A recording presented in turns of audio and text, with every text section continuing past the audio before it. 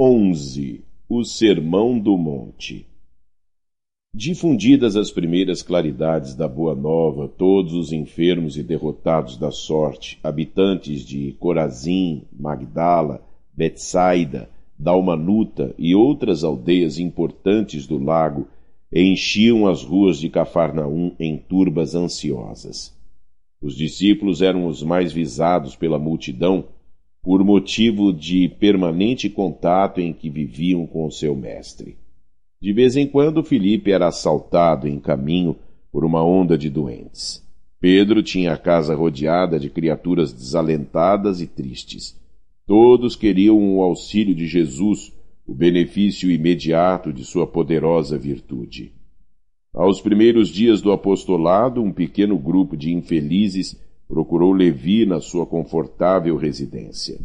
Desejavam explicações sobre o evangelho do reino, de modo a trabalharem com mais acerto na observância dos ensinamentos do Cristo.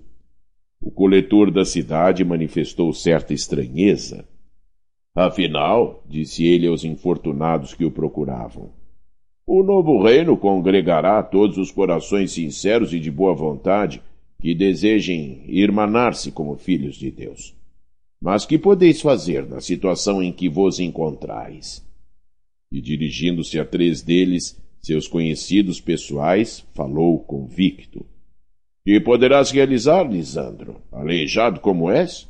E tu, Áquila, não foste abandonado pela própria família sob o peso de sérias acusações? E tu, Pafos, acaso edificarias alguma coisa com as tuas atuais aflições? Os interpelados entreolharam-se cabisbaixos, humilhados.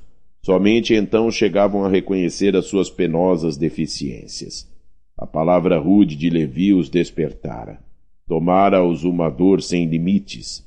Jesus dissera nas suas pregações carinhosas que seu amor viera buscar todos os que se encontrassem em tristeza e em angústias do coração.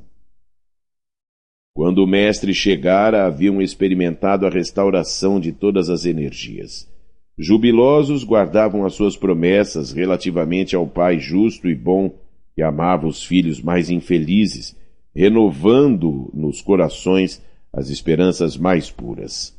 Achavam-se exaustos, mas a lição de Jesus lhes trouxera novo consolo às almas desamparadas de qualquer conforto material. Queriam ser de Deus, vibrar com a exaltação das promessas do Cristo, porém a palavra de Levi novamente os arrojara à condição desditosa. O grupo de pobres e infortunados retirou-se em desalento. No entanto, o mestre pregaria no monte aquela tarde e, quem sabe, ministraria os ensinamentos de que necessitavam. Decorridos alguns instantes, Jesus, em companhia de André, deu entrada em casa de Levi, onde se puseram os 3 em animada palestra. O coletor, a certa altura da conversação, a sorrir ingenuamente, relatou a ocorrência, terminando alegremente a sua exposição com estas palavras. Que conseguiria o evangelho do reino com esses aleijados e mendigos? Mas, lembrando-se de súbito que os demais companheiros eram criaturas pobres e humildes, acrescentou. É justo esperemos alguma coisa dos pescadores de Cafarnaum. São homens fortes e desassombrados, e o bom trabalho lhes cabe. Não vejo, porém, como aceitar a contribuição desses desafortunados e vencidos que nos procuram.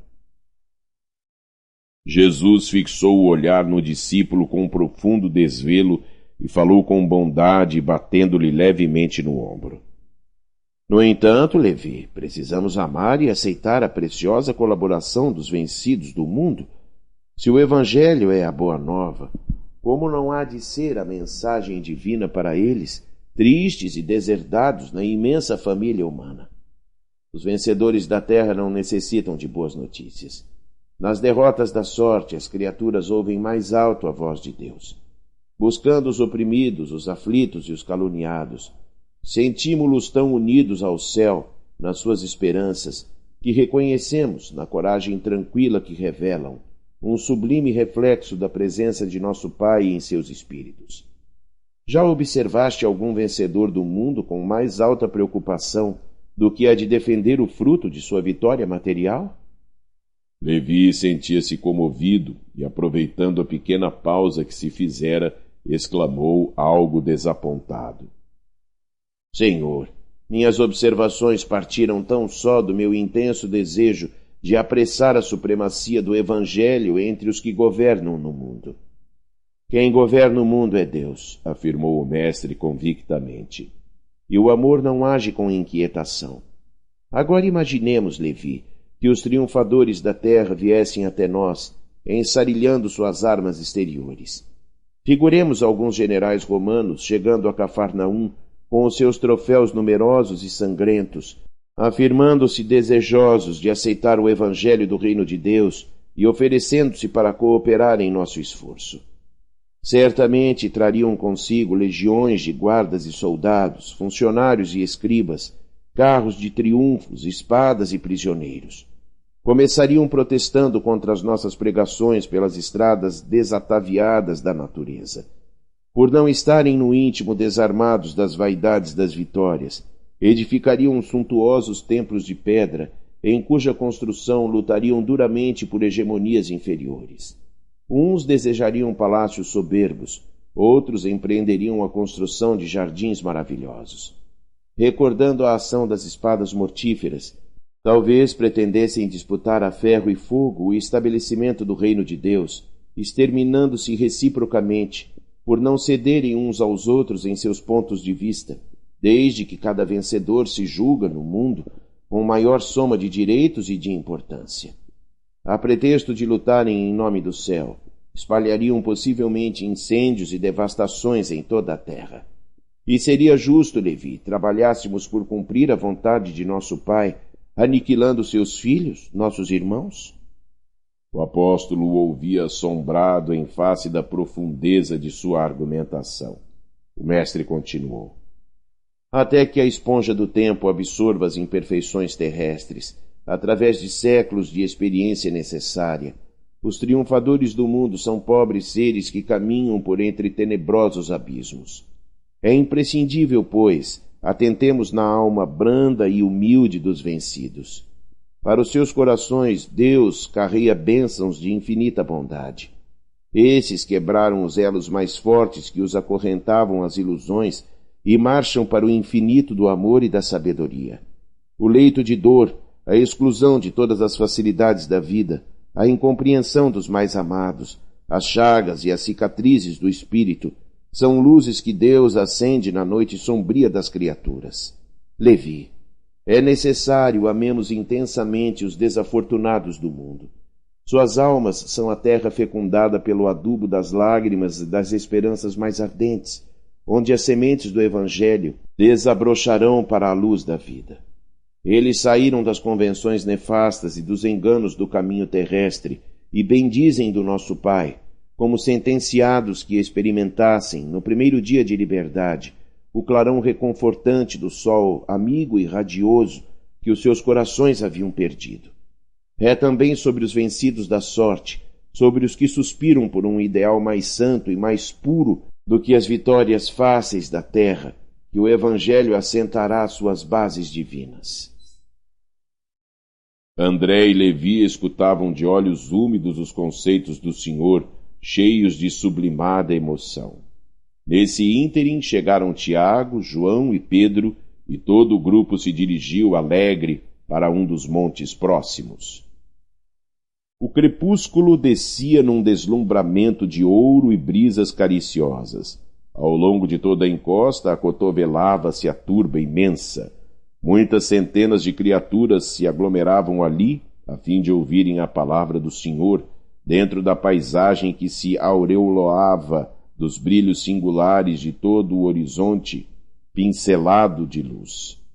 Eram velhinhos trêmulos, lavradores simples e generosos, mulheres do povo agarradas aos filhinhos. Entre os mais fortes e sadios viam-se cegos e crianças doentes, homens maltrapilhos exibindo as verminas que lhes corroíam as mãos e os pés. Todos se comprimiam ofegantes. Ante os seus olhares felizes, a figura do mestre surgiu na iminência enfeitada de verdura, onde perpassavam brandamente os ventos amigos da tarde. Deixando perceber que se dirigia aos vencidos e sofredores do mundo inteiro, e como que esclarecendo o espírito de Levi, que representava a aristocracia intelectual entre os seus discípulos, na sua qualidade de colaborador dos tributos populares, Jesus, pela primeira vez, pregou as bem-aventuranças celestiais. Sua voz caía como bálsamo eterno sobre os corações desditosos. Bem-aventurados os pobres e os aflitos. Bem-aventurados os sedentos de justiça e misericórdia. Bem-aventurados os pacíficos e os simples de coração. Por muito tempo falou do reino de Deus, onde o amor edificaria maravilhas perenes e sublimadas. Suas promessas pareciam dirigidas ao incomensurável futuro humano. Do alto do monte soprava um vento leve em deliciosas vagas de perfume. As brisas da Galiléia se haviam impregnado da virtude poderosa e indestrutível daquelas palavras, e, obedecendo a uma determinação superior, iam espalhar-se entre todos os aflitos da terra. Quando Jesus terminou a sua alocução, algumas estrelas já brilhavam no firmamento como radiosas bênçãos divinas. Muitas mães sofredoras e oprimidas, com suave fulgor nos olhos, lhe trouxeram os filhinhos para que ele os abençoasse. Anciães de frontes nevadas pelos invernos da vida lhe beijavam as mãos. Cegos e leprosos rodeavam-no com semblante sorridente e diziam: Bendito seja o Filho de Deus. Jesus acolhia-os satisfeito, enviando a todos o sorriso de sua afeição. Levi sentiu que naquele crepúsculo inolvidável uma emoção diferente lhe dominava a alma. Havia compreendido os que abandonam as ilusões do mundo para se elevarem a Deus.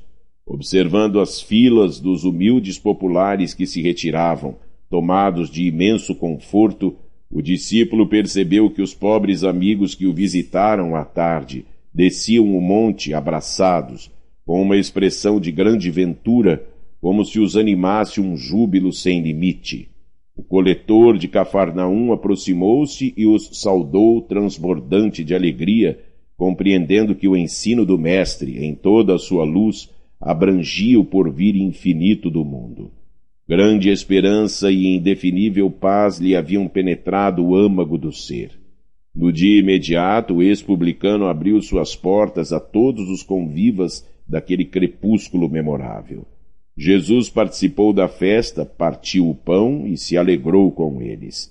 E quando Levi abraçou o aleijado Lisandro com a sinceridade de sua alma fiel, o mestre o contemplou enternecido e disse: Levi, meu coração se rejubila hoje contigo, porque são também bem-aventurados todos os que ouvem e compreendem a palavra de Deus.